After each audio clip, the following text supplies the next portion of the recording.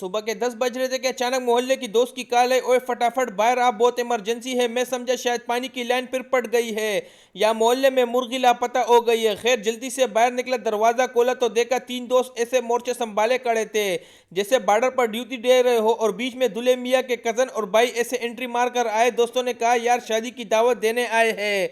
मैंने कहा ओ अच्छा, तो ये है इमरजेंसी बिरयानी की थी, पहले क्यों नहीं बताया? मैं 2 कदम तेज चल कर आता। आपने फटाफट कस्टम हाल आना होगा, सही है। खैर जल्दी जल्दी तैयार हुआ, चेहरे नींद से सूजा हुआ था और ऑफिस के लिए पहुंचा।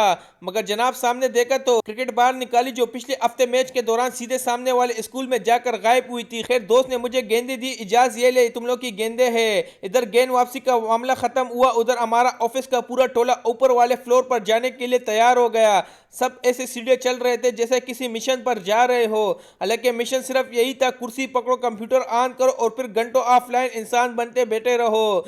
जैसे ऊपर फ्लोर पर कदम रखा तो ऑफिस की दीवारों ने हमें ऐसी खामोशी वेलकम दी। दोपहर का खाना फारिग किया तो पेट ने कहा भाई अब रेस्ट कर, और दिमाग ने फौरन जवाब दिया नहीं जनाब, डाइटिंग वाला सीन ऑन रखना है, तो आज ग्रेसफुल बंदा बनकर ग्रीन टी ही बनाई जाए। फौरन किचन गए, अपने खुसूसी मस्त ग्रीन टी फार्मूला एक्टिंग के साथ तैयार किए जैसे मैं हेल्थ चैनल का एक्सपर्ट हूँ। ग्रीन टी कप में डाली, खुशबू नाक तक पहुंची और मैंने बड़े फखर से चुस्की लगाई। खैर शाम का वक्त हुआ और ऑफिस में सारा माहौल बदल सा गया। सब बंदे फाइलें समेट रहे थे, कोई बैग पैक कर रहा था, कोई चिपके से व्हाट्सएप ओपन करके शाम का सीन चेक कर रहा था। मैंने भी आहिस्ता से अपनी चीज समेट कर मैनेजर के पास गया और सलाम करके कहा सर मैं चलता हूँ। मैनेजर हल्की सी मुस्कुराहट के साथ बोला ठीक है, इजाजत, कल टाइम से आ जाना, काफी पेंडिंग काम निपटाना है।